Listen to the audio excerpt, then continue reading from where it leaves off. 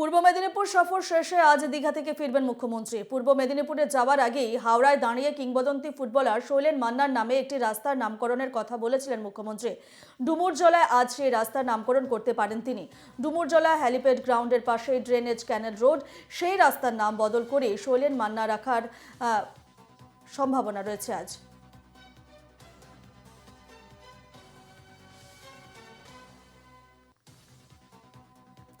পূর্ব মেদিনীপুর সফর শেষে আজ দীঘা থেকে ফিরবেন মুখ্যমন্ত্রী। পূর্ব মেদিনীপুরে যাওয়ার আগেই হাওড়ায় দাঁড়িয়ে কিংবদন্তি ফুটবলার শৈলেন মান্নার নামে একটি রাস্তার নামকরণের কথা বলেছিলেন মুখ্যমন্ত্রী। ডুমুরজলা আজ সেই রাস্তার নামকরণ করতে পারেন তিনি।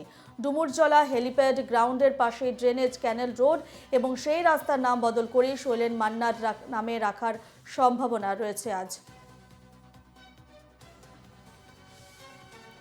এনে বিস্তারিত জানবো, সরাসরি রয়েছেন আমাদের প্রতিনিধি অর্পণ সিংহ। অর্পণ, পূর্ব মেদিনীপুর যাওয়ার আগে মুখ্যমন্ত্রী বলেছিলেন যে কিংবদন্তি ফুটবলার শৈলেন মান্নার নামে একটি রাস্তার নামকরণ করার কথা রয়েছে।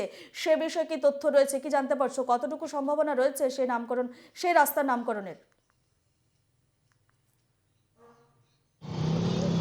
দেখো, একেবারেই মুখ্যমন্ত্রী দীঘা সফর যাবার আগেই এই হেলিপ্যাড অর্থাৎ ডুমুরজলা হেলিপ্যাড গ্রাউন্ডে তিনি জানিয়ে দিয়ে গেছিলেন যে ড্রেনেজ ক্যানেল রোড যে রোডটি ছিলেন সেই রোডটির নাম কিন্তু নতুনভাবে শৈলেন মান্নার নামে করা হবে। বিখ্যাত ফুটবলার শৈলেন মান্না, তারই নামে কিন্তু করা হবে, সেটা এমনটাই তিনি কিন্তু জানিয়ে দিয়ে গেছিলেন। এবং যেটা জানা যাচ্ছে যে প্রায় 2015 সালে এই রাস্তার নাম অর্থাৎ ড্রেনেজ ক্যানেল রোড এখনো পর্যন্ত কিন্তু হাওড়ার সেই নথিতে অন্তর্ভুক্ত রয়েছে এবং এখনো পর্যন্ত প্রায় 5 জনের বিশিষ্ট নামে এই ড্রেনেজ ক্যানেল রোড কিন্তু করা হয়েছে। তারপরেও আবার নতুনভাবে এই আজকে যে উদ্বোধন করতে আসবেন মুখ্যমন্ত্রী ড্রেনেজ ক্যানেল রোড, যার নাম বর্তমানে রয়েছে এবং পরবর্তীতে সেটি শৈলেন মান্নার নামে হবে, এমনটাই কিন্তু তিনি জানিয়ে দিয়ে গেছিলেন এবং সেই মতোই তার প্রস্তুতি চলছে। দেখতেই পাচ্ছ একে একে যে যারা এসছেন তারা কার্যকর্তারা তারা কিন্তু প্রস্তুতি তারা করছেন।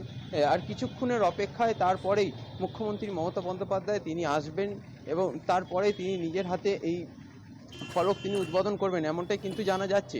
এবং বিশেষ করে কিন্তু পুলিশের তরফ থেকে যে নজরদারি সেটি কিন্তু একেবারেই করা হচ্ছে দেখতে পাচ্ছ এবং চারদিকে কিন্তু পুলিশ কিন্তু ইতিমধ্যেই চারদিকে কিন্তু রয়েছেন এবং প্রশাসনের তরফ থেকে চারদিক থেকে যে ব্যবস্থা সেটা নেওয়া হচ্ছে এবং মিউনিসিপ্যাল কর্পোরেশন হাওড়ার থেকে যারা এসেছেন তারাও তাদের কর্মরতে কিন্তু এখনো পর্যন্ত রয়েছেন।